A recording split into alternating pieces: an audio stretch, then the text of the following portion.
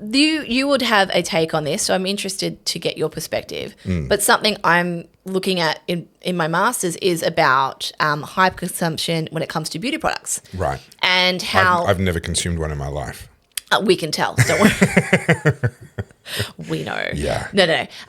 So this is talking about how businesses are now targeting a very young section of the market. So think your tweens, that early pubescent who does not need skincare. Yeah. But they want to go, not only do they want skincare, they want the bougie brand that comes in all the colourful packaging. Yeah. That's $70 for a bottle. Yeah. And it was really interesting. So Mecca is a self-made Aussie success story. Sure. She started out with a store, I believe, on Toorak Road, and she's now built it out to $1 billion business. Yeah. And they're about to open, you know, the old David Jones men's store? Yeah. That's now Mecca. It's Wow. 3 levels. 3 levels of Mecca. That's a Mecca of cosmetics. Correct. Yeah. And it's pretty insane. And it was on the news just last week. I think it opens shortly.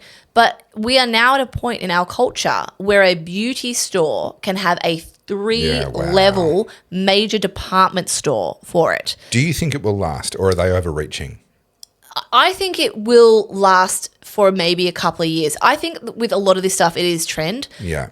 It's trend driven. But what I find really interesting is, like, I think it's a bit of a lost leader for Mecca. I don't think it's going to make money. It positions the whole brand globally. Yes. Yeah. I don't think it's going to be a money generator. Yeah. But in it, they've got beauty salons, hairdressers, so you can go in there for those little appointments before you go out. I'm sure there'll be a cafe in there somewhere. Oh, yeah, all that sort of stuff. But the thing is, Mecca, I'm not in Mecca. I'm sure they've done their market research.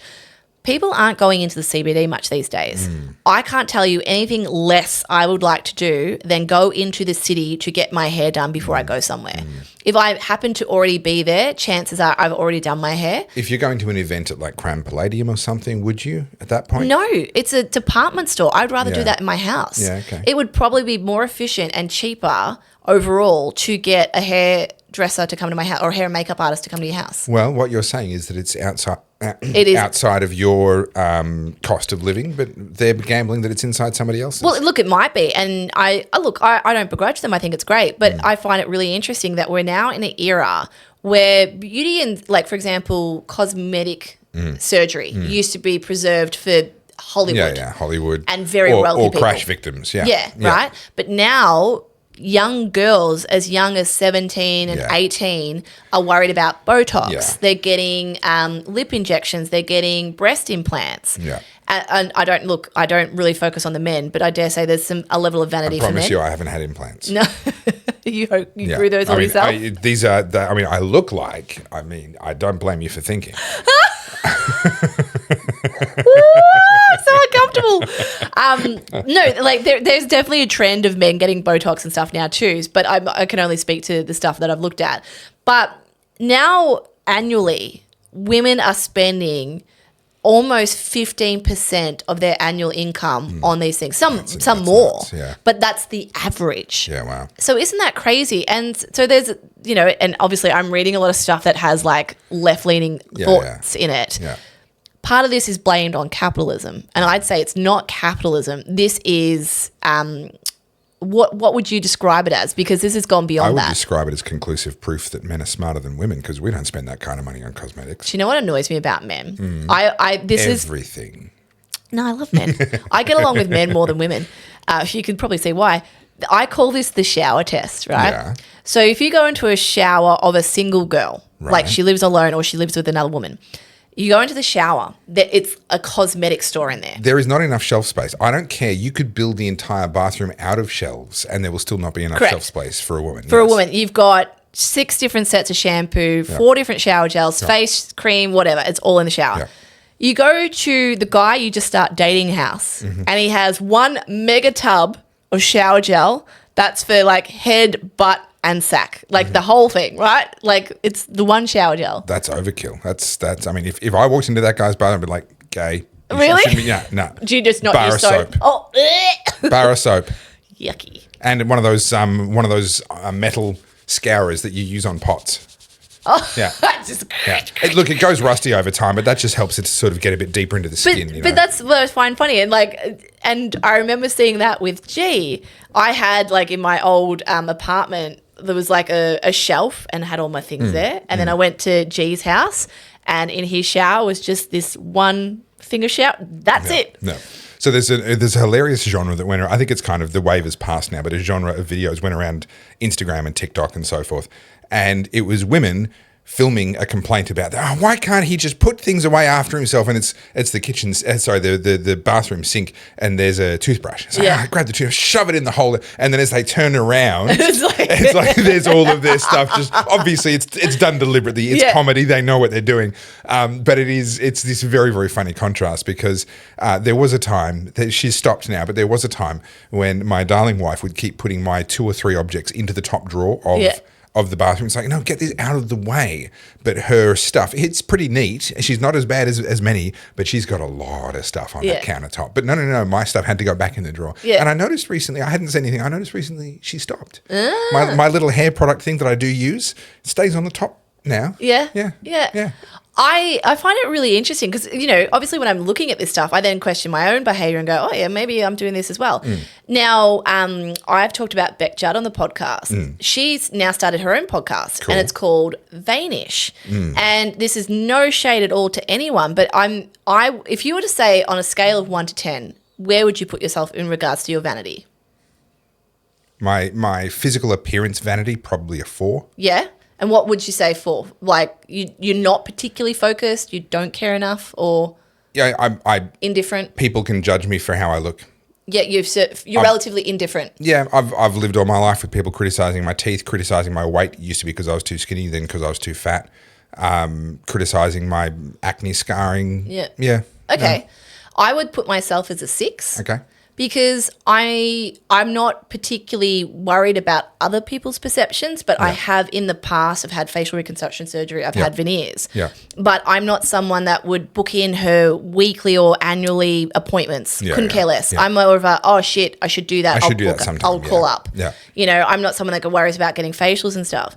And then out of interest, because it ties into what I'm doing, I listened to Beck's podcast and they were talking about things that are just so outside, like I didn't even know these existed. Yeah. And I was like, and it's not shade. It's just more so a commentary around 20 years ago, a lot of this stuff didn't even exist. Yeah. So when we talk about cost of living, I think there's a conversation there that we're avoiding, which is this expansion of the things that we spend money on. Yeah, how we define living has changed. So back, 20 years ago, we would have been early 2000s. Sure. I was sort of at uni or just out of uni, and my expenses were obviously going out, having some drinks and stuff, but we'd always have pre-drinks at my house. Yep. Maybe occasionally going out for brekkie or dinner at the pub because I lived in Warrnambool at the time. I bought, my biggest expense was magazines. I used to spend $20-$30 a week on magazines for art, graphics, fashion. And then clothes were relatively inexpensive. I wasn't ever thinking about, I've got to go buy designer or whatever. It was, I went to the stores that I could afford. Whereas fast forward to now, women, and I think social media brought this up, women are exposed to brands and things that they would never have been able to afford, but now such and such is wearing it. So they'll save up their money to go buy this thing. And you've seen these haul videos, and also I told you last week about the wardrobe organizer. Yes. That was unheard of before. But now the average person has that. Yeah. And now there's this new genre of videos on Instagram, which are like moving videos, like people having to move house. Right. And so, I don't know why. I've just seen a lot of these recently where they're packing up all that stuff and it starts with like you're all delicate with the first box and by the end you're just shoving everything in. Things in, yeah. And like these are people who are moving from 2-bedroom apartments to a 2-bedroom apartment and the amount of stuff. Yeah. I'm like, gosh. So here's a tip for younger people that are still in that phase where they're going out drinking and so forth. If you really want to save money on a night out, when you're doing your pre-drinks, spike yourself. You will save so much money. What do you mean? Just like double pour? No, spike your own drink. Oh. Yeah, so save, instead of using the retinol on other people, use it on yourself. You will save so much money. It's just, Do you want to hear a funny story about alcohol smuggling? Oh dear, yes, I do. So I had a very brief drinking career. Oh, it lasted maybe 2 years. And as you guys know, I don't drink anymore. But I went to Pyramid Rock Festival, one of those 3-day camp there on site festivals. I can think of very few things worse. It was my first and my last. Yes. Yep.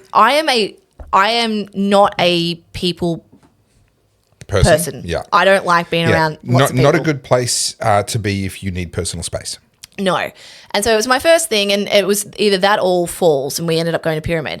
Anyway, so of course you're not allowed to take your own booze in. So we're like, all right, how can we be savvy about alcohol? There are some good ones. There are some people are so clever. So we came up with all sorts of ideas because, they go through the car, whatever. Yeah. So I had this bright idea to use shampoo bottles. Yep. Right.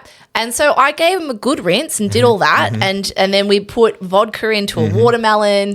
Alcohol in bottles that wasn't designed for something that can dissolve plastic. Yeah. I see where I'm going. So anyway, we get into there and we're ready to start pulling out our drinks and we're excited. And I grab my shampoo bottle vodka, pour it in, and then the bubbles should have been enough of a giveaway. But pour in the mixer and drink it, and it's the most rancid taste ever. Yes. It tastes like shampoo and plastic. Yes. Yes. You were literally drinking liquefied plastic. Yeah. And a bit of shampoo. Yeah. Delicious. Yeah. What is it? Watermelon flavored plastic. Hey guys, thank you so much for watching this clip from The Oddcast. You can find our full episodes over on YouTube at The Oddcast HQ. We'll see you over there. Make sure you like, subscribe, and get in the comments.